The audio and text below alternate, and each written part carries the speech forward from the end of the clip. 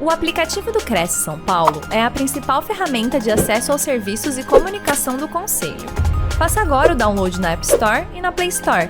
E siga nossas redes sociais no Facebook e Instagram. Boa noite, pessoal. Primeiramente, eu queria agradecer a presença de todos aqui. Estou muito feliz pela presença de vocês, tá?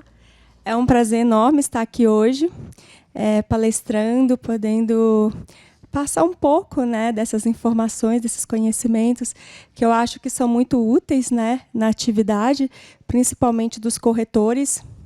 E eu vou dar uma pincelada aqui hoje, porque eu acho que é de maior interesse para vocês, né, que são as escrituras de compra e venda, que são o foco principal dos corretores, né?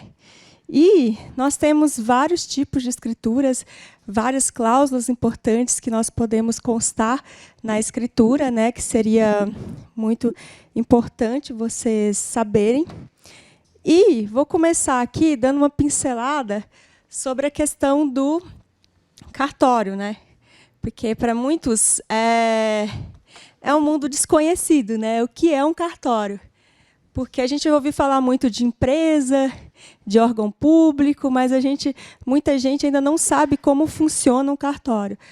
Na verdade, o cartório ele é diferente de uma empresa e diferente de um órgão público. Diferente de uma empresa, porque uma empresa, no caso, é uma pessoa jurídica, né, exerce em caráter privado essa atividade. E também é diferente de um órgão público, porque o tabelião não é um funcionário público, e nós não somos um órgão estritamente público, é um misto, né? Nós exercemos atividade em caráter privado, mas recebemos uma delegação do poder público. Essa delegação, no caso, é conferida pelo Estado, né? Então, assim, é um pouco diferente. Nós temos normas, um caráter híbrido, né, que a gente fala, porque, ao mesmo tempo que não somos uma pessoa jurídica, nós possuímos CNPJ para fins fiscais, mas nós não somos uma pessoa jurídica, e o cartório não pode se dizer que é uma pessoa jurídica, ele não tem essa personalidade jurídica. Por isso que o cartório, a gente brinca, o cartório, na verdade, é o tabelião, é a pessoa do tabelião. É como se o cartório não existisse. Então, assim, quem existe ali é o tabelião. Então, por exemplo, toda a responsabilidade do cartório é no meu CPF. A responsabilidade inteira, a contratação, a administração, toda cabe a mim, no caso, quanto ao meu cartório. Então, quanto a isso, nós podemos, por exemplo, nós temos livre autonomia, né, para contratar os funcionários que a gente entender melhor, no caso, são todos seletistas. Nós temos autonomia para escolher o local em que quer instalar o cartório, para escolher, por exemplo, os prestadores de serviço, né, que nós queremos contratar. Os contratos são feitos todos em nome do tabelião, porque, na verdade, é o tabelião que existe, né, o cartório é como se não existisse. E a responsabilidade toda também é do tabelião. Então, por isso que, por exemplo, se alguém quer entrar na justiça contra o cartório, não existe isso. O juiz vai julgar a ação extinta, porque vai falar a responsabilidade é do tabelião. Quem é o tabelião? Você tem que entrar contra o tabelião, não contra o cartório, porque é como se o cartório não existisse. Então, tem tudo isso que, às vezes, traz um pouco de surpresa. Bom, cartório, como eu disse, é diferente de uma empresa, né, porque o empresário ele tem uma autonomia maior, até porque ele se submete a um regime de mercado, né, estritamente. Já o tabelião, não. O tabelião tem uma série de regras, né, porque, como eu disse, a gente recebe a delegação do poder público, nós temos que se sujeitar a essas regras, porque, senão, nós podemos até perder a delegação, que não significa, vulgarmente, perder o cartório, né? E tem várias regras, né? Por exemplo, os valores praticados no cartório são todos tabelados, né? Tabelados por lei. Por isso que não existe, por exemplo, o cartório mais barato ou mais caro, como às vezes as pessoas pensam, porque o valor é um só, o preço é um só, é tabelado por lei estadual e nós temos que se sujeitar a isso, porque podemos ter problemas com a corregedoria caso venham a descobrir que não estão sendo praticados os preços da tabela. quanto à questão dos atos a serem praticados. Por exemplo, o tabelião não pode sair com o livro do cartório fora da circunscrição para a qual ele recebeu a delegação. Então, por exemplo, se eu sou tabelião em Pindamonhangaba, o meu livro só pode ir dentro do município de Pindamonhangaba. Eu não posso viajar com o livro para fora, sob pena de também perder o cartório, porque é ilegal. Então, assim, tem várias regras que a gente precisa seguir, inclusive dentro do cartório. Eles fazem isso para proteger os interesses dos usuários também, porque, no caso, há interesses de usuários a serem protegidos. Por exemplo, não pode chegar no cartório e a pessoa fala, eu vou emitir uma certidão para você e vou cobrar tanto. Isso também é ilegal. Por quê? Porque esse tipo de ato, certidão, não existe na nossa tabela. Isso é uma comodidade que você oferece ao seu usuário. Mas, se é uma comodidade, você que arque com isso. Então, assim, se você chega e fala, emite para mim tais certidões, sim, claro, vamos emitir, mas desde que não seja cobrado pelo serviço de emissão. É cobrada somente a certidão se ela for paga. Por exemplo, emite uma certidão de registro civil. Só é cobrado somente o preço que o cartório de registro civil cobra, que a gente repassa ao usuário. Mas, eu vou te cobrar tanto porque eu estou emitindo a certidão para você. Isso é ilegal. Não pode. Registro de imóveis, por exemplo, no meu cartório, quase 100% dos atos são direcionados ao registro de imóveis. Nós fazemos esse serviço de enviar para o registro de imóveis e já entrega pronto. Também oferecemos o serviço de alterar o cadastro do IPTU na prefeitura. Isso pode ser cobrado? Não pode ser cobrado, entendeu? O que é cobrado é apenas o que o registro de imóveis cobra, que nós repassamos ao usuário, mas não pode ser cobrado nada à parte por isso. Por quê? Porque é um serviço que não está previsto na tabela cobrança para isso. Então, não pode ser cobrado. Tá? Bom, então, como eu disse, os cartórios não se enquadram no conceito de empresa, é um regime diferente. Né? Hoje se entende que o tabelião responde pelos atos praticados na sua vigência. Então, por exemplo, um ato que foi praticado lá em 1980, deu um problema com isso. Contra quem eu tenho que ingressar na justiça? Contra o tabelião da época. Um ato praticado no meu período, contra quem a pessoa tem que ingressar? Contra mim. E por aí vai. O cartório está vago, por enquanto está esperando o concursado assumir a titularidade, nesse caso contra o Estado, porque é o Estado que fica responsável pelo cartório, no caso representado pelo Tribunal de Justiça do Estado de São Paulo. Bom, então vamos para as escrituras de compra e venda. O que é uma escritura de compra e venda? A escritura de compra e venda é um contrato pelo qual, é um contrato sinalagmático, no caso, há uma contraprestação pelo qual uma das partes fornece o imóvel em troca de dinheiro. Então, basicamente, seria isso. Eu vou falar um pouquinho sobre os imóveis rurais, que tem algumas peculiaridades. O imóvel rural, o que precisa de documento para se fazer uma escritura de um imóvel rural? O imóvel rural tem algumas peculiaridades, como eu disse. Então, o imposto que é pago pelo imóvel rural não é o IPTU, é o ITR, Imposto Territorial Rural. Para se fazer uma escritura de imóvel rural, eu preciso do ITR do último ano. As normas mencionam até os 5 últimos ITRs quitados, mas não se aplica mais isso. Por quê?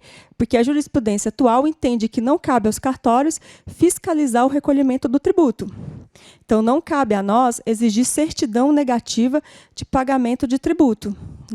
A gente somente consta lá, pede a declaração do último ITR, inclusive para averiguar o valor declarado por esse imóvel. Porque no ITR tem um valor lá que eles declaram pelo imóvel todo, e esse valor ele vai servir de base de cálculo para nossos emolumentos e para os impostos. Há também o certificado de cadastro de imóvel rural, que deve ser apresentado para se fazer a escritura. Esse certificado é o certificado de cadastro do imóvel rural no INCRA. Nesse certificado tem todas as características do imóvel rural, todo ele tem que constar na escritura.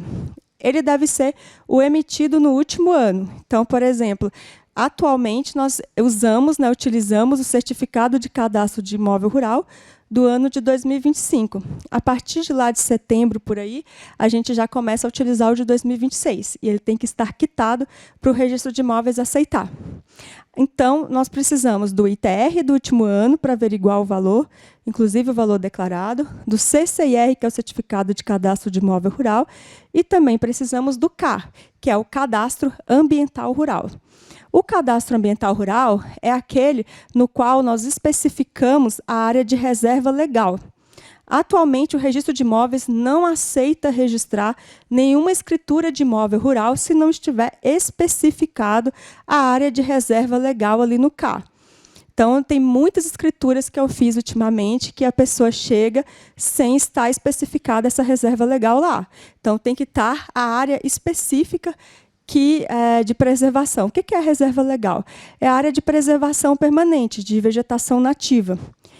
Atualmente, fora da Amazônia, na Amazônia, é 20%. Então, 20% da propriedade deve ser destinada à vegetação nativa e deve constar isso expressamente lá qual a medida dessa área. Enfim, então, reunindo esses 3 documentos, são os documentos básicos para uma escritura de imóvel rural. Tem também a questão do desmembramento do imóvel rural, que pega muita gente também. O desmembramento do imóvel rural, ele deve obedecer à fração mínima de parcelamento do imóvel rural. Essa fração é de 2 hectares. Significa que nós não podemos desmembrar o imóvel rural em um tamanho menor do que 2 hectares, porque a lei considera que, para obedecer à função social da propriedade, o imóvel tem que ter, no mínimo, 2 hectares. Se a gente chegar com uma escritura lá, desmembrando o imóvel numa fração menor, o registro de imóveis vai recusar. A não ser que seja uma fração menor para se anexar a um imóvel lindeiro ali. Aí tudo bem, porque aí está anexando a outro imóvel e a soma das 2 áreas vai dar um valor maior do que 2 hectares. Não haveria problema. Enfim, então, sobre a questão de imóvel rural, o que mais tem é isso aí. Tem também a questão da base de cálculo, gente, que é o seguinte: a base de cálculo para a cobrança dos emolumentos, no meu entender, seria o ITR. Assim, a Secretaria da Fazenda tem portaria dizendo que deve-se considerar o valor do IAA, que é o valor de avaliação do imóvel rural pelo Instituto de Economia Agrícola. É como se fosse um valor de mercado desse imóvel rural. Esse valor do IAA costuma ser muito superior ao valor do ITR, que é o valor declarado pela própria parte no imposto territorial rural que ela paga. Então, o que implica isso? Implica que, nos casos em que tem que fazer inventário de um imóvel rural ou doação de imóvel rural, nós precisamos averiguar esse valor do IAA, que é o valor de mercado. Inclusive, na própria declaração do ITCMD no site da Secretaria da Fazenda, eles pedem o preenchimento desse IAA e puxam pelo maior valor, que geralmente é do IAA, a base de cálculo do imposto. A Prefeitura de Pinda, o que a Prefeitura de Pinda considera? A Prefeitura de Pinda, até o final do ano passado, vinha aceitando o ITR como base de cálculo. A partir do meados ali de outubro, setembro, eles passaram a exigir o IAA. E aí, assim, então a base de cálculo tem aumentado dos valores de imóveis rurais aqui em Pinda. Eu até fiz algumas escrituras considerando o valor do ITR, porque eles já vinham aceitando isso. Eles falaram, não, a partir de agora, Caetana, vamos exigir somente o IAA. Então, só vamos aceitar com o IAA, porque o valor do ITR não reflete o valor de mercado.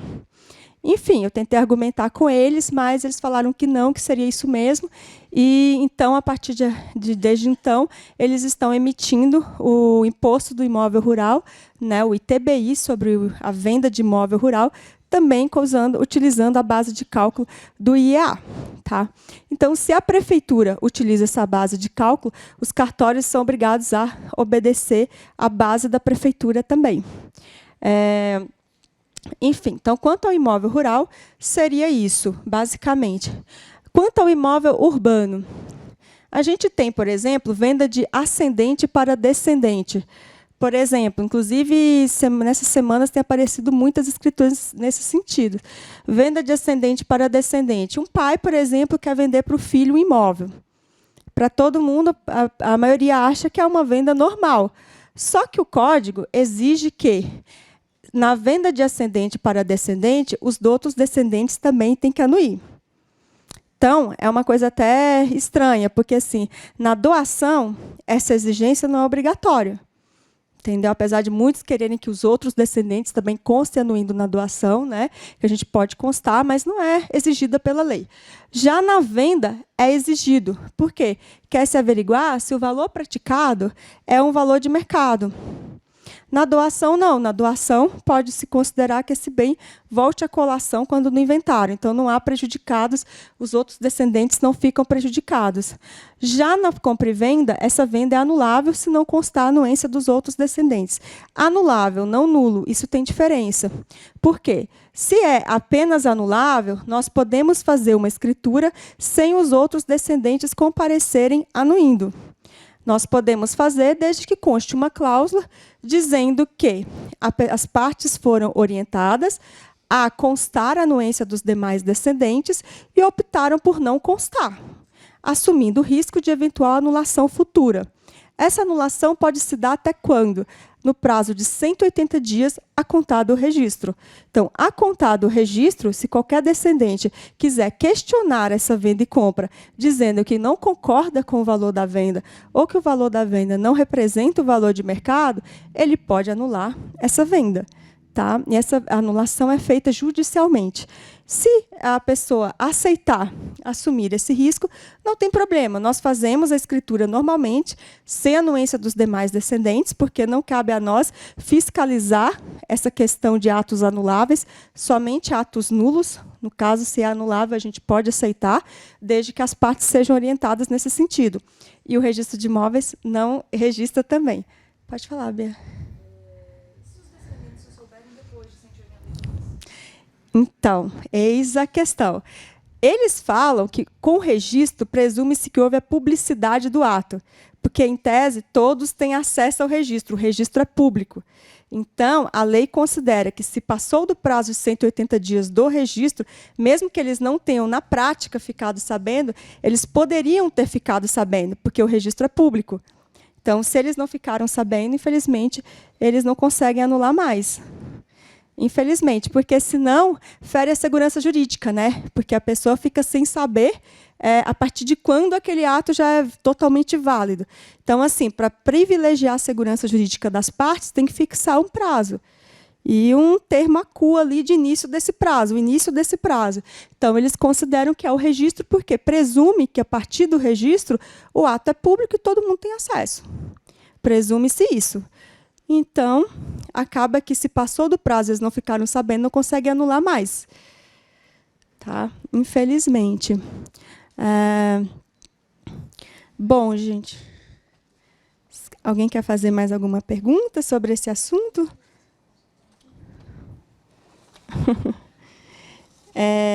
Bom, venda e compra entre cônjuges. É possível a venda e compra entre cônjuges?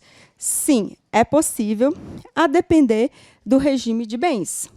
Então, por exemplo, no regime da comunhão parcial de bens, é possível a venda e compra, desde que se trate de um bem particular. Então, assim, se eu tenho um bem particular, se eu sou casado na comunhão parcial de bens, eu posso vender o meu bem particular para o meu marido, desde que ele compre com bens próprios dele também. Porque o ideal é, eu vendo um bem particular para que seja bem particular dele. Não pode comunicar, aí tudo bem. Então, se ele estiver comprando com o dinheiro proveniente de quando ele era solteiro, com uma venda de um bem que ele adquiriu de forma particular, aí tudo bem, a gente pode fazer essa venda. Na separação convencional, pode vender tudo. Por quê? Separação convencional é aquela separação absoluta de bens, né, que tem o pacto antinupcial, que é diferente daquela separação legal. E, no caso, na separação convencional é o seguinte, se está no meu nome, é meu, se está no nome do meu marido, é dele. Então, a gente pode vender um para o outro normalmente, né? Não precisa nem da anuência do outro, nem de nada. Comunhão universal e separação obrigatória. Em regra, na comunhão universal, como se comunica tudo, né, não dá para vender. Não dá para ter essa venda de um cônjuge para outro. Subrogação de vínculo. O que seria isso? Por exemplo, eu compro um bem, eu sou solteira, compro o bem, e depois eu venho a me casar. Esse bem que eu comprei antes do meu casamento é um bem particular meu. Aí suponhamos que eu venha me casar na comunhão parcial de bens. Se esse bem é um bem particular meu, suponhamos que eu venda esse bem, adquira esse dinheiro e queira comprar outro bem. Como eu vendi esse bem particular e estou comprando outro bem, eu quero que o outro bem também seja só meu. Só que se eu não constar essa cláusula, o bem vai ser dos dois. Vai ser dos dois, né? Porque se eu já estou casada, estou comprando durante o casamento, é dos dois, na comunhão parcial de bens. Então, eu consto essa cláusula aí. Nessa cláusula, eu consto que esse bem está sendo adquirido com dinheiro proveniente de um bem particular, né, e que eu estou usando para a compra desse bem, e que, portanto, o bem é particular meu. Mas, para isso, o meu cônjuge tem que anuir na escritura. Ele precisa concordar que ele não vai ter direito sobre esse bem. E, então, a gente faz a escritura, e no registro vai constar expressamente que, apesar de eu ser casada, esse bem é um bem particular meu, porque constou a subrogação de vínculo. Se não consta essa subrogação, não adianta a pessoa chorar depois, provar que, na verdade, foi um bem particular. Não adianta, porque ela não vai conseguir, entendeu? Se comprou durante o casamento sem constar essa cláusula, é bem comum. Bom, tem alguns detalhes, gente, na escritura de compra e venda, que são, por exemplo, a certidão de matrícula, né, que precisa ser atualizada, emitida nos últimos 30 dias, com a exigência da lei. A venda e compra pode conter algumas cláusulas, por exemplo, essa venda pode ser ad corpus ou ad mensura. Ad corpus significa que eu estou comprando o bem certo e determinado. Estou comprando aquele bem independente da medida dele, da metragem dele. Na venda ad mensura, eu compro a metragem. Então, suponhamos, na escritura vai constar expressamente aquela metragem específica e vai constar que a pessoa não aceita a compra e venda se houver alguma diferença na metragem. Essa é a venda ad mensura. A venda de corpus, não. Eu compro um bem certo e determinado, se tiver alguma diferença ali, a venda não será anulada por essa diferença de metragem.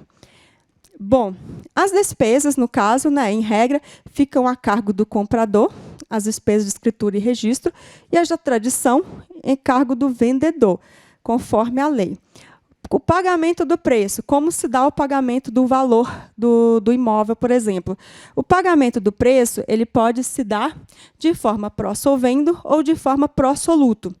Pró-solvendo significa que a quitação se dá em parcelas. Então, por exemplo, eu consto lá na escritura que o preço é tanto que será pago em tantas parcelas e não dou a quitação. A quitação será dada à medida que as parcelas forem sendo pagas. No final, com o pagamento integral de todas as parcelas, é concedido um termo de quitação. Esse termo de quitação é levado até o registro de imóveis e garante que a propriedade seja da pessoa. Essa é a típica cláusula resolutiva, que a gente faz uma venda, consta o preço desse imóvel e consta que esse imóvel o pagamento vai ser feito de forma parcelada, em tantas parcelas, especifica o valor de cada parcela, as datas, enfim. E consta que não está dando a quitação nesse momento, tá? A quitação será dada depois do pagamento de todas as parcelas, com a entrega do termo de quitação, e esse termo é levado até o registro de imóveis e é dada baixa nessa cláusula resolutiva. Já a venda pró-soluto é diferente. Na venda pró-soluto, eu posso constar na escritura que o preço é, suponhamos, 200 mil, a serem pagos em tantas parcelas, mas eu já dou a quitação. Então, qual a diferença da venda pró-solvendo? Se eu já dou a quitação, a propriedade se transfere desde logo. Então, eu já posso registrar essa escritura e a propriedade já será do comprador. Na venda pró-solvendo, não. Eu registro essa escritura, mas a propriedade só será transmitida com o termo de quitação, que é averbado na matrícula do imóvel. Então, tem essa diferença. Então, a gente pode constar uma venda parcelada dando quitação na escritura ou sem dar a quitação, que é no caso da cláusula resolutiva. Bom, sobre o direito de preferência entre condôminos. Os condôminos são os coproprietários de um imóvel. Então, os coproprietários do imóvel, pela lei, eles têm direito de preferência na aquisição desse imóvel. Então, se eu vou vender um imóvel, e, na verdade, esse imóvel não é só meu, é meu e dos meus irmãos, por exemplo, a gente recebeu de herança, então, meus irmãos são coproprietários, são condôminos desse imóvel. Eu tenho que dar direito de preferência a eles para aquisição do que eu estou vendendo, tanto por tanto. Então, por exemplo, se eu estou vendendo para uma pessoa, estou oferecendo para ele por 300 mil, eu tenho que oferecer primeiro para os meus condôminos ali, para os meus coproprietários, né, que podem ser os meus irmãos ou podem ser outras pessoas que são coproprietárias minhas na matrícula. Ofereço para essa pessoa e falo, você quer vender, você quer comprar por esse preço? A pessoa fala, não, não tenho interesse.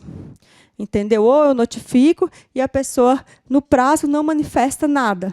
E eu consto na notificação que, se ela não manifestar anuência ou não manifestar interesse no prazo de 30 dias, por exemplo, vai se interpretar como que se ela não tivesse interesse, por exemplo. Enfim, isso seria dar o direito de preferência para os condôminos. Quando a gente vai fazer uma escritura de venda de um imóvel que existe copropriedade e está vendendo para uma terceira pessoa, que não é o condômino, nós podemos fazer essa escritura sem exigir essa comprovação de anuência dos demais condôminos. Só que a gente consta na escritura que, por exemplo, a parte fala, não, eu já notifiquei a pessoa e a pessoa não quis exercer o direito de preferência. Então, podemos constar isso na escritura. Ou a pessoa fala, eu prefiro que não conste nada. Tudo bem, a gente não consta nada. Por quê? Porque isso aí é um ato anulável, não é um ato nulo. Se for nulo, nós não podemos fazer a escritura. Mas como é anulável, dá para fazer, mas a pessoa vai assumir o risco. Então, por exemplo, não deu direito de preferência para um condômino. Depois, lá na frente, o condômino, descobri que foi vendida a minha área, tem outro condômino lá e não me ofereceu isso aí. Eu queria comprar por esse preço. Ele pode entrar na justiça e anular essa venda e, pagando o mesmo valor, pegar o bem para si. Tá? No prazo de 180 dias também a contar do registro. Mesma coisa, se não ficou sabendo do registro, perdeu. Tá? Infelizmente, presume-se que era para ter conhecimento, porque o registro é público. Então, tem essa questão do condômino. Não precisa, como eu disse, não precisa de fato notificar, só que assim, o que eu aconselho a pessoa? Inclusive, já tive até um caso assim. A pessoa foi fazer uma escritura, tinha um imóvel rural, tinha outros condôminos nesse imóvel, a pessoa quis vender para uma terceira pessoa, que não era condômino no imóvel, só que ela me falou, eu falei, até alertei sobre essa questão do direito de preferência. Não, eu já dei ciência para os outros condôminos quanto a essa questão da venda, e eles fiz até um instrumento particular, e nesse instrumento particular eles estão abrindo mão do direito de preferência deles. Eu falei, ok, tudo bem. Só que teve um problema. No contrato, ela constou o valor real da venda. Na escritura, ela constou o valor menor da venda. Eu falei, olha, não conste o valor menor da venda, porque a pessoa pode questionar depois. Ela pode dizer que ela anuiu com o valor no instrumento particular, mas que, de fato, foi vendido por um valor menor, porque consta na escritura um valor menor, e que, por esse valor da escritura, ela queria. Ela queria exercer o direito de preferência, ela pode alegar isso.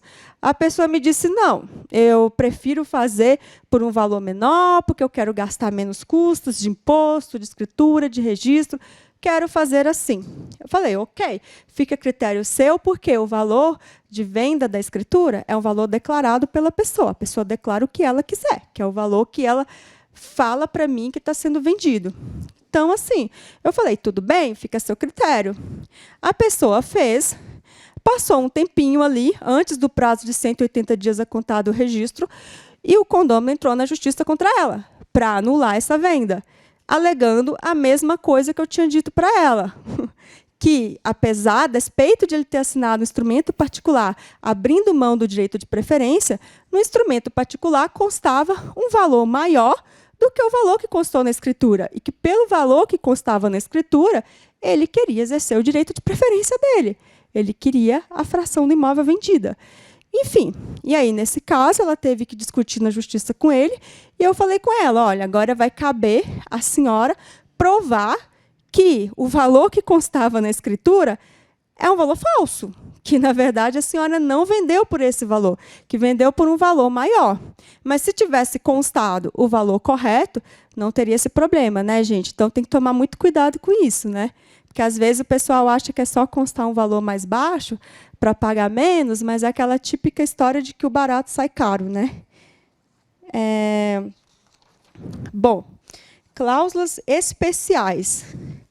Como cláusulas especiais, nós temos, por exemplo, a cláusula de retrovenda, que significa o seguinte: na escritura, o vendedor se reserva o direito de reaver o imóvel em um determinado prazo. Então, suponhamos, o vendedor está passando por uma crise, resolve vender o imóvel, só que ele quer constar na escritura que, no prazo de 2 anos, ele pode virar para o comprador e falar: comprador, me devolve o imóvel? Agora eu quero, de volta. Eu te pago o valor que você pagou na compra, mais a despesa que você teve com o imóvel. Então, tem essa cláusula de retrovenda. Cláusula de preferência significa: comprador, eu vou te vender um imóvel, só que é o seguinte: quando você for vender para outra pessoa, eu quero que você ofereça primeiro para mim. Tá? Eu quero ter um direito de preferência nisso aí. Porque aí você oferece para mim e o valor que a outra pessoa pagar, você me oferece tanto por tanto, eu tenho preferência em face da outra pessoa. Cláusula resolutiva é o que a gente já falou, né? Que é o seguinte: é uma escritura que está condicionada a uma obrigação. Se há o descumprimento dessa obrigação, o contrato se extingue. No caso, a compra e venda se extingue. Pode ser, por exemplo, a forma de pagamento do preço. Descumpriu, não foi pago, ficou inadimplente, a escritura é extinta. Cláusula constituinte, né, que significa, por exemplo, quando a pessoa exerce a posse do imóvel em nome próprio e passa a exercer em nome alheio. Suponhamos, o vendedor está vendendo ali o imóvel, só que ele não quer desocupar agora. Ele fala: não, eu preciso de mais um tempo aqui para eu reajustar a minha vida, para depois sair. A gente consta na escritura essa cláusula constituinte, que significa que o vendedor permanecerá no imóvel por um determinado período e depois ele desocupará o imóvel e a posse será integralmente do comprador. Pode constar isso na escritura também. Tá, obrigada. Bom, vamos tratar agora da seção de direitos em compromisso de compra e venda. O compromisso de compra e venda, ele pode ser cedido. Essa seção de direitos pode constar de 2 formas na escritura. Pode ser uma seção historiada, como pode ser também uma menção historiada, ou pode ser também uma seção na própria escritura. O que acontece? Quando é feita a seção na própria escritura, a gente consta ali uma compra e venda, suponhamos, João vende para Roberto, Roberto cede seus direitos para Marcelo. Então, a pessoa chega e fala: eu quero fazer uma compra e venda com cessão. O que é isso? Numa mesma escritura, a gente consta o primeiro vendendo para o segundo e o segundo cedendo seus direitos para a terceira pessoa. E, no fim das contas, essa terceira pessoa fica como proprietária do imóvel. Constando isso na escritura expressamente, a gente paga 2 escrituras, mas com um desconto na segunda. No registro também há um desconto nesse segundo ato que é feito na mesma escritura. Então, ou seja, fica mais barato do que se fazer 2 compra e vendas. Mas o problema é esse: há o pagamento de 2 ITBIs. Então, assim, muitas vezes, por exemplo, a gente tem lá uma matrícula e tem um compromisso de compra e venda registrado nessa matrícula. Então, muita gente prefere fazer dessa forma, porque há um compromisso de compra e venda registrado. Então, ocorre ali a venda do proprietário na matrícula para esse compromissário comprador e esse compromissário comprador cedendo para outra pessoa. E aí, esse cessionário que vai constar como proprietário lá. Enfim, pode-se fazer dessa forma, registra tudo na matrícula, ou pode fazer também uma seção historiada, que é o mais barato. Então, por exemplo, suponhamos que na matrícula não tenha nenhum compromisso de compra e venda registrado. A pessoa chega e fala assim: Caetano, na verdade, eu fiz um compromisso de compra e venda lá há 10 anos atrás. Eu, João, cedi para Roberto. Eu vendi, né, fiz um compromisso de compra e venda com o Roberto, só que o Roberto cedeu para Maria. Então, assim, como é que faz? Agora dá para o João vender direto para Maria? Dá para o João vender direto para Maria. Ah, mas e o Roberto que está no meio do caminho ali? Eu fico preocupada, porque ele pode alegar qualquer coisa depois, ele tem um compromisso de compra e venda com o João, etc. Não, vamos fazer o seguinte, a gente vai constar o Roberto anuindo na escritura, a gente faz uma sessão historiada, a gente traça ali o perfil histórico negocial, que seria o seguinte, esse imóvel foi adquirido lá em 1900, não sei quanto, por Roberto, por meio de compromisso de compra e venda, celebrado em tal data, mas esse compromisso de compra e venda não foi registrado, está mencionado aqui somente para fins de sessão historiada, sem haver necessidade do recolhimento de tributo. Então, nesse caso que a gente faz somente uma sessão historiada, nós constamos esse intermediário aí, que seria o Roberto, anuindo na escritura, abrindo mão de eventuais direitos que ele teria, entendeu? Ou seja, ele não vai poder futuramente encher o saco da Maria lá, que comprou por último imóvel. E esse bem já vai ser registrado lá em nome da Maria e pronto. Ah, mas vai para o registro de imóveis essa anuência do Roberto, que constou na escritura? Não vai.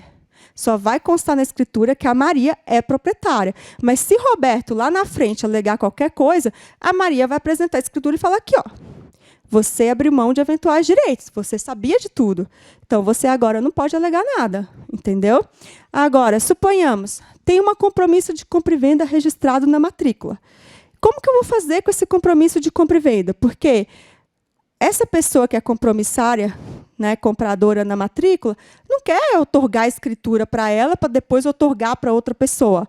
Como é que a gente vai fazer com esse compromisso? É o seguinte, dá para, por exemplo, ignorar esse compromisso de compra e venda.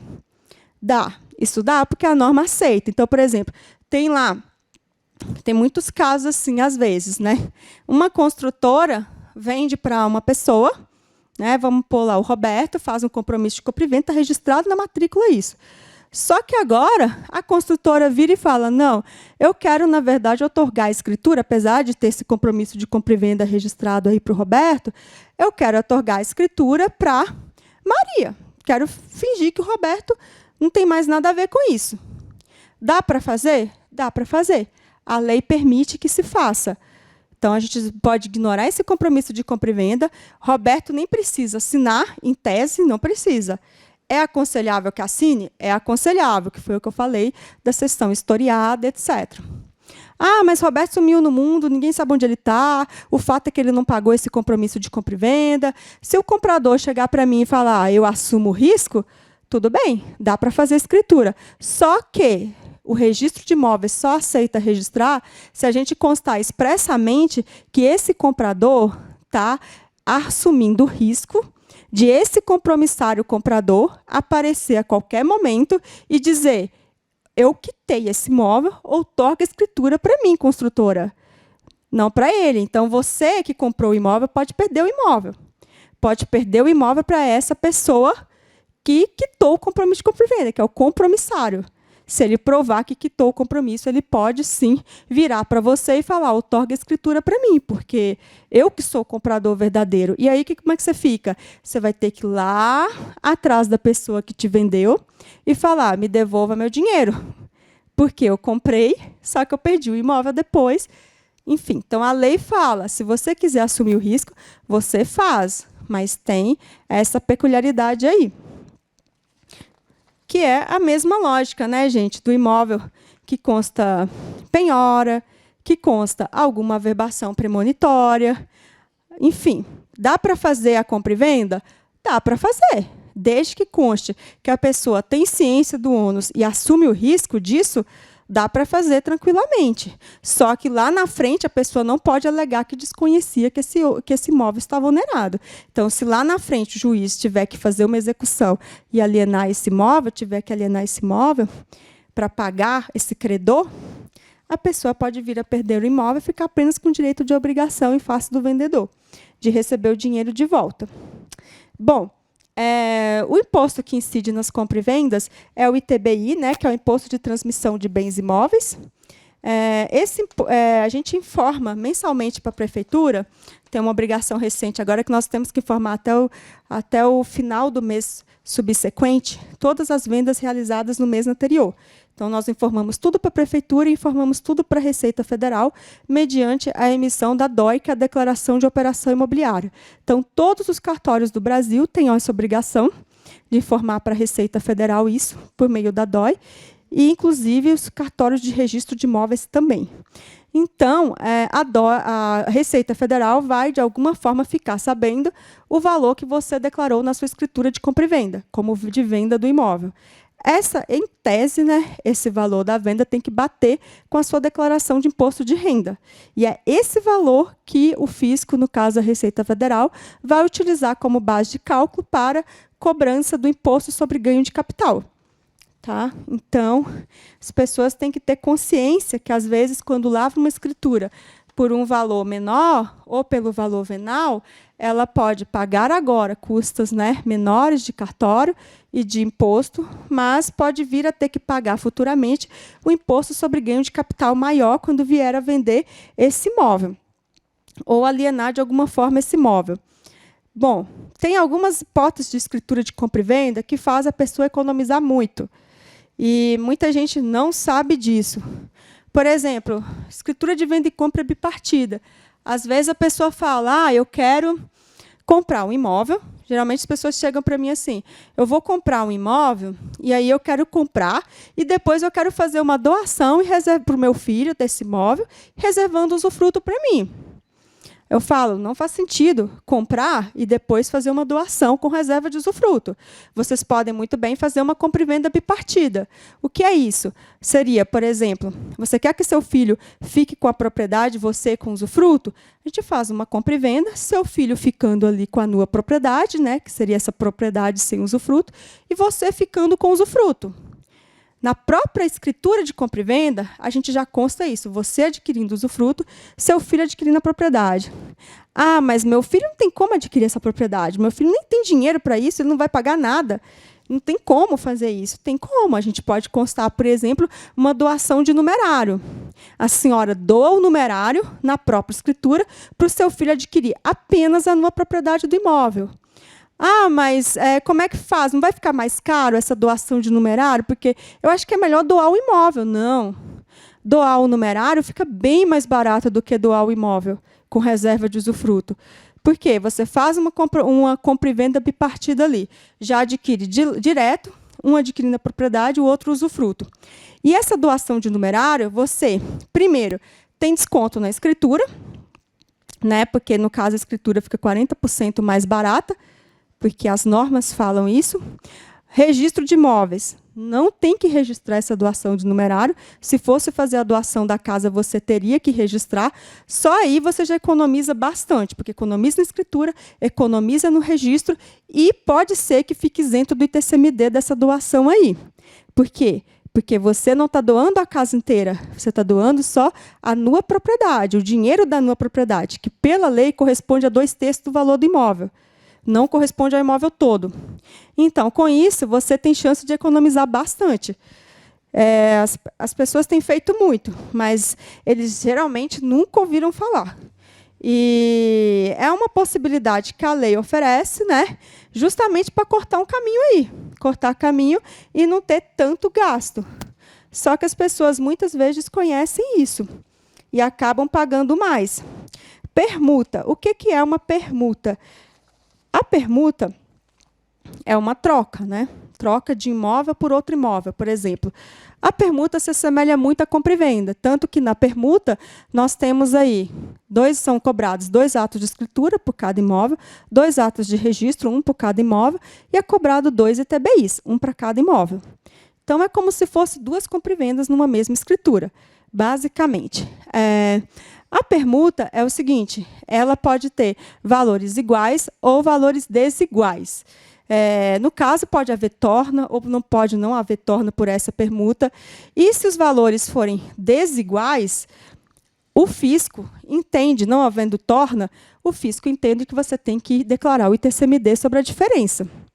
E aí que entra, você tem que fazer um malabarismo ali para ver o que vale mais a pena. Então, assim, muita escritura de permuta que eu já fiz, às vezes escritura de permuta envolvendo 20 imóveis ou mais, o que acontece? O pessoal precisa escolher. O que vocês querem mais? Querem pagar em custas de cartório, porque você pode declarar um valor maior por esse imóvel. Ou você quer pagar ITCMD. Suponhamos que o valor venal de imóvel seja 50 mil, o outro seja 100 mil. Se você quer declarar 100 mil pelos dois, ou você quer declarar 50 por um, 100 por outro, e ver se há isenção do ITCMD. Nesse caso, há isenção do ITCMD.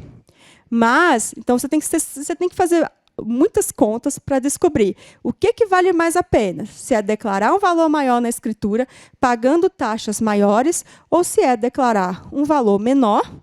E, no caso, né, declarando um valor menor, você paga taxas de cartório menores, mas tem que ver o valor do ITCMD aí, da diferença de um para o outro. Então, além de decidir o ITBI, se os valores forem muito desiguais, o fisco entende isso, que deve haver o recolhimento desse ITCMD também, porque os valores são muito desiguais, né? E um está recebendo mais do que o outro. Se o valor de um imóvel for... se, por exemplo, está havendo uma torna, estão sendo trocados dois imóveis, está havendo uma torna, e essa torna se corresponde a mais de 50% do valor do bem, entende-se que não é mais uma permuta, que, no caso, é uma dação em pagamento que a gente tem que fazer. Uma escritura que é muito comum, que a gente tem feito muito, no caso de construtoras, né, que eu já fiz várias também, que é o seguinte: você permuta o terreno por unidades autônomas futuras. Então, o que acontece? O terrenista chega para mim e fala: eu tenho terreno, só que eu não vou fazer nada com esse terreno. Então, eu vou fazer o seguinte: eu vou vender para a construtora, né, em tese, vender, só que aí a construtora vai construir ali um prédio, e a construtora me prometeu que futuramente ela vai deixar para mim alguns imóveis ali, alguns apartamentos ali daquele prédio. Ok, então a gente tem duas opções nesse caso. A gente pode fazer uma permuta de terreno por unidades autônomas futuras, ou seja, são apartamentos que não existem. Eles só vão passar a existir depois que esse prédio for construído. Então, nós fazemos uma permuta de um terreno que já existe por unidades autônomas futuras. Então, ou seja, a permuta não envolve só bens imóveis que já existem, envolve também bens imóveis que sequer existem. Entendeu? Que está só ali nos planos da construtora. Eles podem fazer essa escritura, que em Pinda eles fazem bastante. As construtoras gostam de fazer essa escritura aí, de permuta de terreno por unidades autônomas futuras. Já em outras cidades, por exemplo, São Paulo, capital, já teve construtora que me procurou, mas eles não queriam fazer essa escritura. Por quê? Porque tem município que não aceita muito bem essa escritura. Então, assim, até para fins fiscais, eles preferem fazer outro tipo de escritura, que é a seguinte: uma compra e venda direto do terreno para o construtor. O construtor já adquire direto esse terreno, mas, concomitantemente, a gente faz uma outra escritura, que é uma escritura de confissão de dívida, novação e dação em pagamento dessas unidades. Então, na outra escritura, a gente confessa uma dívida que essa construtora tem para com o terrenista, faz uma novação da dívida ali mesmo na escritura e dá em pagamento dessa dívida essas unidades futuras. Essa escritura de confissão de dívida não é registrada na matrícula. O que se registra é apenas a compra e venda. A confissão de dívida, o terrenista guarda na gaveta e fala: olha, se você descumpriu o acordo, eu vou cobrar isso aqui. E eu tenho direito, então ele fica resguardado. E, ao mesmo tempo, o terrenista, a construtora, já registra esse imóvel em nome dela e pode seguir com a vida dela tranquilamente. Porque tem prefeituras, inclusive registros de imóveis, que não aceitam essa permuta. Tá, gente? Só aceita que primeiro haja o registro da incorporação para depois registrar essa permuta. Aqui em Pinda é aceito, mas tem muito registro de imóveis que não aceita, inclusive, da capital. Então, eles preferem fazer essa questão da confissão de dívida, da compra e venda direto. A permuta entre ascendentes e descendentes também precisa da anuência dos demais descendentes, né, quando houver disparidade de valores entre os bens. Então, precisa da anuência também. A gente tem também uma questão que o pessoal tem muita dúvida, que significa, por exemplo, tenho 2 imóveis. Ou melhor, eu tenho um imóvel só. Um imóvel enorme ali, eu tenho copropriedade com outras pessoas. E eu quero desmembrar esse imóvel, né? Transformar esse imóvel em 2 imóveis. E eu vou lá e aprovo o projeto na prefeitura para fazer um desdobro desse imóvel, porque eu quero, na verdade, dar origem a 2 imóveis, 2 matrículas. Muito comum isso aí. Só que as pessoas, nossa, assim, acho que 100% das pessoas fazem isso. Elas não sabem dessa possibilidade. Elas vão até lá, fazem um desdobro, levam esse desdobro direto por cartório. Inclusive, os cartórios informavam assim para as pessoas antes. Então, por isso que eles acham que tem que ser assim. Vão lá, fazem o desdobro, vão até o registro de imóveis, registram esse desdobro. Depois, eles chegam para mim já com 2 matrículas abertas, com a copropriedade em todas, e vira para mim e fala: o que a gente faz agora? Eu falo, gente, vocês deviam ter vindo aqui antes de registrar esse desdobro e feito uma escritura de divisão amigável. Porque se vocês tivessem feito essa escritura de divisão amigável antes, vocês não precisavam pagar ITBI. Agora, vocês vão ter que fazer uma permuta de frações ideais para a matrícula ficar para um só. Tem 2 matrículas lá. Suponhamos, em cada matrícula está lá João e Maria como coproprietários dessas matrículas. Só que o João quer ficar com o terreno da direita e a Maria com o terreno da esquerda. Eles foram lá, fizeram o desdobro, pegaram esse desdobro, levaram no registro de imóveis e registraram. Não vai ser aberta com esse desdobro uma matrícula em nome do João e uma matrícula em nome da Maria, não. Vai ser abertas 2 matrículas com João e Maria como proprietários nas 2. Só que não é isso que eles querem. Eles querem uma matrícula só para eles. Então, se eles tivessem feito a divisão amigável antes de registrar esse desdobro, eles não precisariam pagar ITBI, porque se entende que não está havendo nenhuma alienação entre eles, que é simplesmente uma divisão do imóvel. Entendeu? E não precisa pagar o ITBI. Aí, muita gente não sabe disso e fazia o contrário. Registra o desdobro lá, vai lá, registra no registro de imóveis, enfim. E acabava pagando ITBI, porque depois a pessoa vinha para mim e falava: o que eu faço agora? Eu falo: olha, infelizmente, agora é fazer permuta de fração ideal. Não tem outra opção. E aí, nessa permuta, vai ter que pagar ITBI sobre a fração que está sendo transmitida. Ou seja, fica mais caro.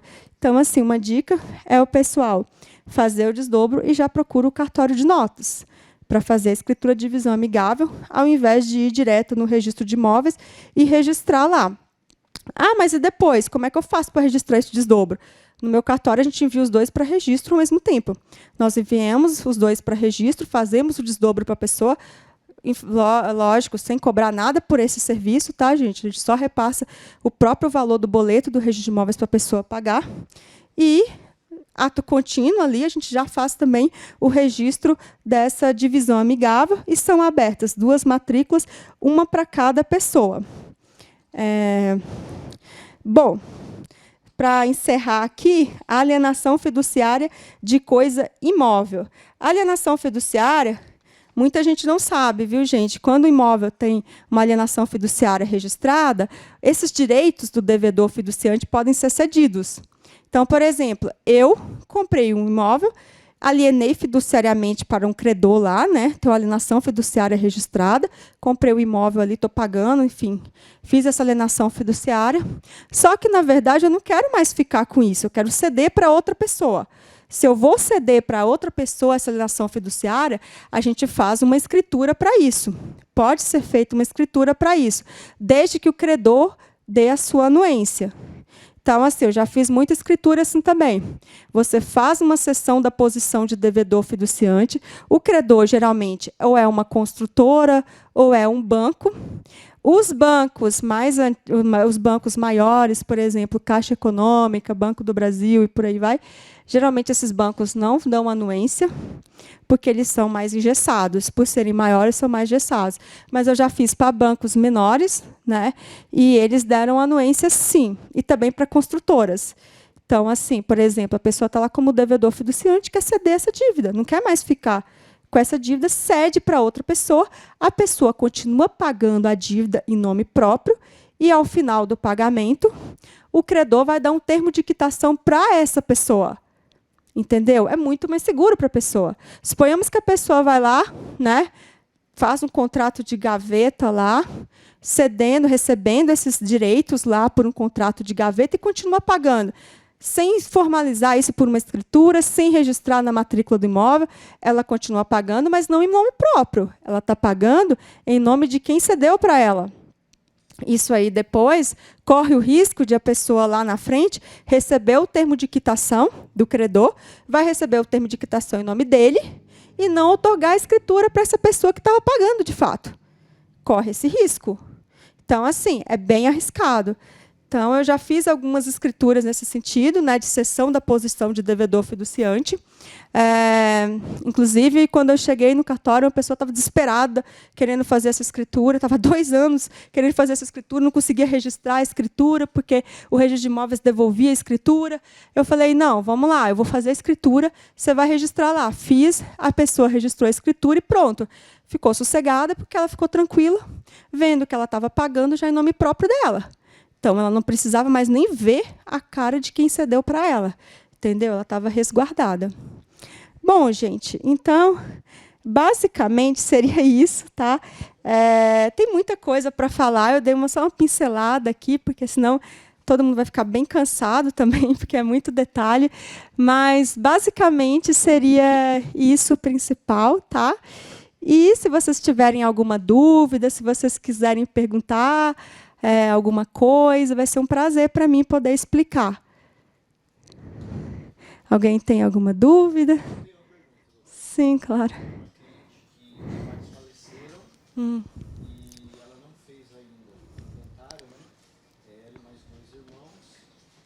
E assim, eu gostaria de saber se a gente trabalha agora, o cartório, né, trabalha com esse novo valor venal que a prefeitura lançou, ou se consegue fazer com o valor venal antigo. Ah, sim. Bom, aí é o seguinte, quando a gente vai tratar de inventário, existe 2 bases de cálculo. Existe a base de cálculo para fins de ITCMD, que o fato gerador, no caso, é a data do óbito. Então, para fins de ITCMD, nós consideramos o valor venal da data do óbito.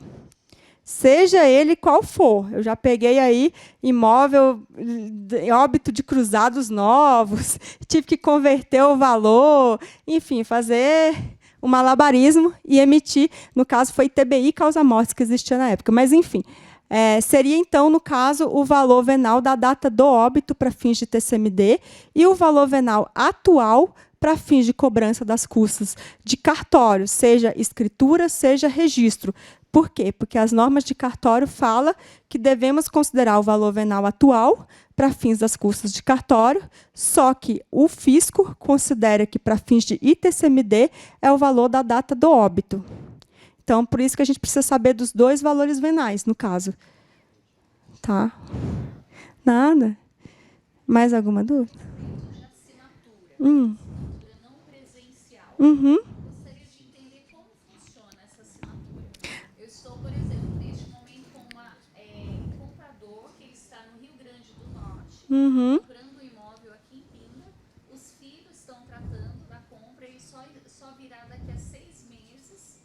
E ele precisa assinar essa escritura como comprador. Nesse caso, como que é feito? Então, a questão do e-notariado possui regras de competência. Então, assim, em regra, se eu comparecer presencialmente em qualquer cartório, eu posso ir em qualquer cartório e fazer minha escritura em qualquer cartório se eu for presencialmente.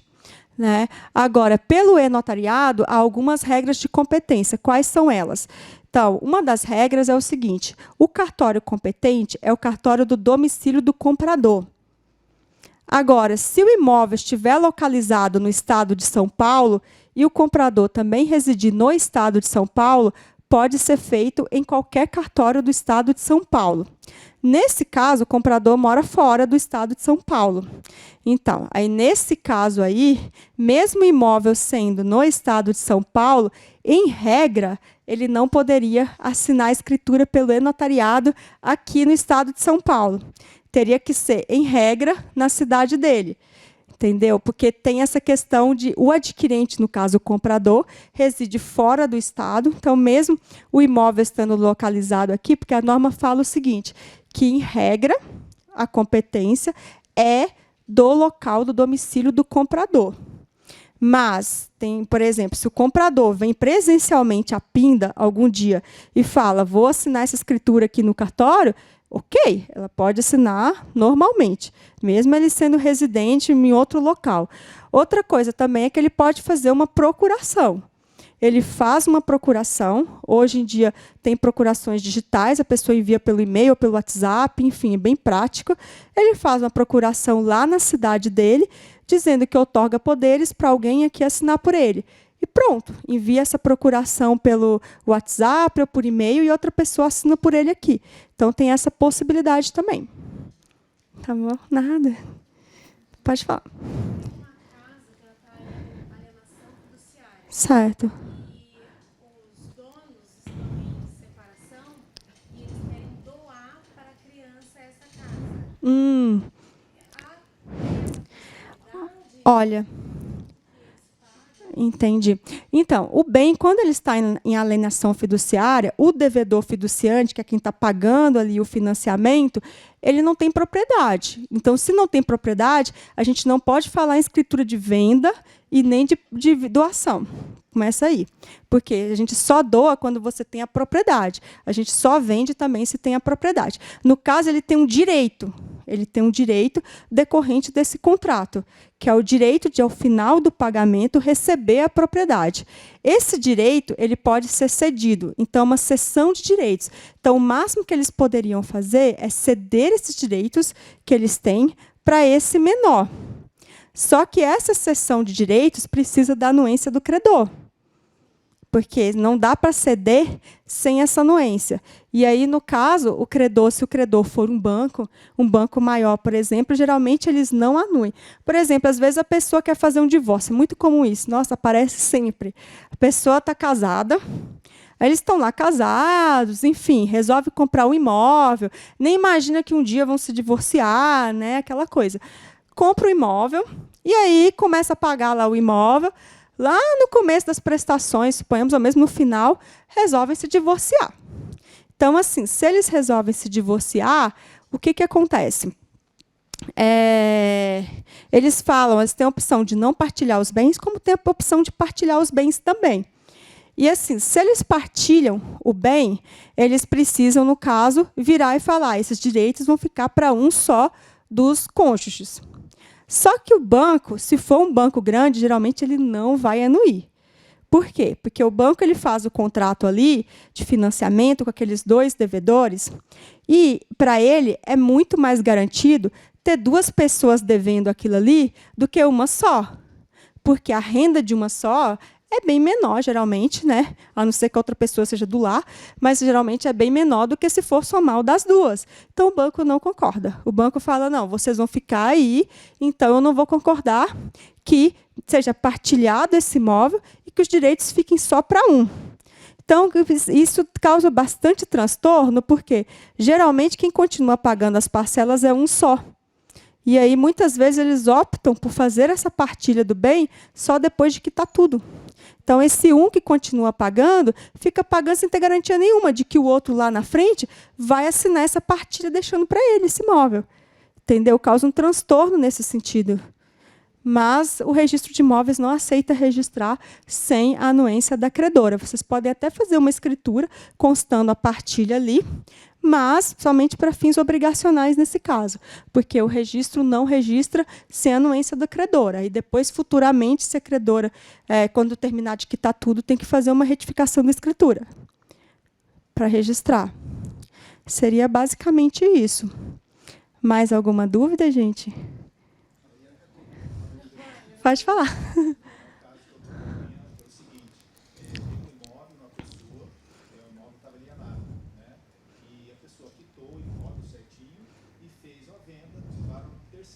E a assinatura eletrônica dessa venda, que foi feita, né, através da assinatura eletrônica, o cartório não aceita, o cartório de registro. Uns 5, 6 meses que eu estou acompanhando esse caso aí, ele vai para o banco assina eletronicamente, vai para o cartório não aceita. Aí tem Ah, sei. É, no caso, o termo de quitação do banco, que eles não estão aceitando, né? Às vezes acontece isso, gente, porque é o seguinte, o banco, agora eles estão assinando digitalmente a maioria dos termos de quitação. Só que, assim, consta a assinatura digital e quando chega no registro de imóveis, o registro de imóveis ele é obrigado a verificar se a assinatura digital é verdadeira. Então, ele joga lá no site do ITUI, que é o Instituto de Tecnologia da Informação, para consultar a autenticidade dessa assinatura. Só que, muitas vezes, eu não sei o que acontece lá dentro do banco, eles vão emitir, vão assinar digitalmente, eles erram lá na hora de salvar esse arquivo e corrompe o arquivo. Corrompe o arquivo, o registro de imóveis joga lá no ITI, no site, e não consegue autenticar a assinatura. Então, assim, por isso que eu falo, olha, orienta o banco, na hora de fazer esse envio, envia por e-mail. Evita enviar por WhatsApp, porque pode corromper o arquivo. Outra coisa, fala com eles para não ficar salvando em formato diferente. E envia o arquivo já direto para o e-mail. Então, é bem complicado isso, viu, gente? É bem complicado, porque, assim, às vezes o banco erra muito nesse sentido. E, assim, eu já tive, todos os casos que eu tive, conseguiu resolver na segunda tentativa. A gente conversou, passou para o banco essa exigência e o banco conseguiu reverter e assinar corretamente. Mas teve um caso recentemente que o banco está dando um trabalho enorme para a pessoa e não está conseguindo assinar digitalmente e enviar isso aí. Então, assim, eu nem sei o que eles fizeram lá, porque... Mas, então, é complicado, viu? Porque é só com o banco mesmo. Não cabe a nós, né, averiguar isso aí. Então, assim, inclusive, com o termo de quitação, você já pode fazer uma outra escritura de compra e venda, desde que você mencione esse termo e envie os dois para registro. Envie o termo de quitação junto com a escritura de compra e venda, não há problema nenhum.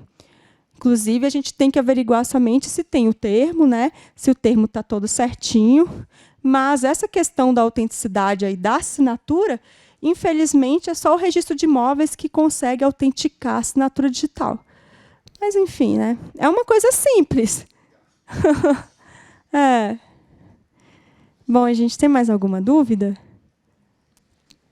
Seria só isso mesmo?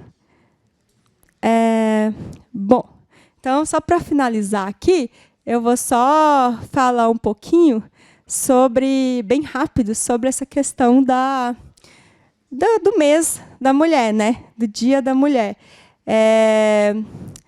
Gente, é o seguinte, eu como mulher, né, e assim, estou à frente de um cartório, eu sinto que para as mulheres é mais difícil, sabe?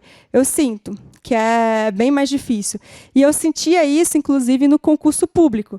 Por quê? Porque eu sentia que no concurso os homens tinham bem mais facilidade, inclusive no concurso de cartório, nos dois grupos, né, que é registro de imóveis e tabelionato de notas, são os grupos mais difíceis, assim, 70% são homens, praticamente, aprovados. Então, assim, é uma discrepância muito grande. E as mulheres, as inscritas, são 50% a 50%, entendeu? Então, assim, você não entende porque as mulheres acabam ficando com os cartórios menores, digamos assim, né, menos rentáveis, e os homens acabam se destacando mais. E, assim, eu lembro que eu escutei de muita gente, né, falava assim comigo, Caetana, é o seguinte, no concurso de cartório é um concurso muito difícil. É um concurso que você tem que dedicar anos, tem gente que estuda mais de 20 anos e não consegue passar no cartório que quer. Então, assim, para você conseguir chegar lá, já me falaram isso, você tem que pensar como homem. Você tem que ter uma cabeça de homem, porque se você não tiver uma cabeça de homem, você não chega lá. Então, assim, hoje eu entendo que, na verdade, não é bem assim, sabe? Eu acho que não existe cabeça de homem, cabeça de mulher. Eu acho o seguinte, você tem que pensar como uma mulher independente. Você tem que pensar o seguinte, eu não tenho nenhuma amarra ali, eu não tenho nenhuma obrigação social nenhuma. Então, eu não tenho uma data para ser mãe, eu não tenho uma data para casar, eu tenho que pensar assim. Eu não sou obrigada a ser mãe, eu não sou obrigada a casar, eu não sou obrigada a seguir um roteiro, eu não sou obrigada a resolver a minha vida da mesma forma que os outros se resolvem. Então, você tem que pensar assim, somente. E eu acho o seguinte, você pode muito bem pensar assim, sendo mulher. Então, assim, o que eu acho que a mulher tem que conquistar, principalmente diante de toda a violência que a gente sofre, né? E de toda a dificuldade que a gente sofre, porque é o seguinte, se você é um chefe homem, você tem muito mais chance de ser aceito do que você ser uma chefe mulher. Porque, assim, infelizmente, o homem pode cobrar, o homem pode exigir, o homem pode... ele está no direito dele de ser quem ele quiser. A mulher não pode. Entendeu? A mulher tem que estar sempre numa posição feminina, uma posição delicada. A mulher não pode cobrar. E, às vezes, dói quando você sente que a resistência vem, principalmente de outras mulheres. Entendeu? Isso dói. Porque eu acho assim, que a gente tem que se unir, né? E a gente tem que acolher, de certa forma, uma outra. Então, assim, o que eu acho é isso, que eu acho que ser mulher é um desafio, mas que eu acho que a gente tem que lutar pelo o nosso direito de escolher, né? A gente tem que ser livre para escolher o que a gente quer. Então, eu acho assim, você acha que é bom ser uma mulher bem-sucedida financeiramente, profissionalmente? Você acha que só isso vale? Não. Eu acho o seguinte, eu acho que a mulher tem que ter o direito de escolha. Então, se ela escolher ser do lar, eu acho que essa mulher tem todo o direito de escolher ser do lar. Se ela escolher ser profissional, dedicar-se à profissão dela fora de casa, ela tem todo o direito disso também. Então, assim, se ela quiser se divorciar, ela tem todo o direito. Se ela quiser se casar também, se ela quiser simplesmente ser solteira para o resto da vida. Então, eu acho que é isso. Eu acho que a mulher tem que ter o direito de escolha e isso tem que ser respeitado, seja qual for. E eu acho o seguinte, a mulher que é do lar, ela não tem ela não é nem um pouco inferior a outra mulher que se dedica à profissão dela. Eu mesma tenho uma admiração enorme por mulheres que se dedicam o dia inteiro a cuidar do lar, a cuidar dos filhos. Eu sei que é um desafio enorme, eu não tenho filhos, eu pretendo ter futuramente, só que, assim, eu admiro muito, porque é uma dedicação, eu acho que eu não conseguiria. Sinceramente, é uma dedicação muito grande, eu admiro muito. Então, eu acho assim, seja qual for a escolha da mulher, ela está de parabéns e ela tem que ter o direito de escolher o que for melhor para ela. Seria isso, basicamente.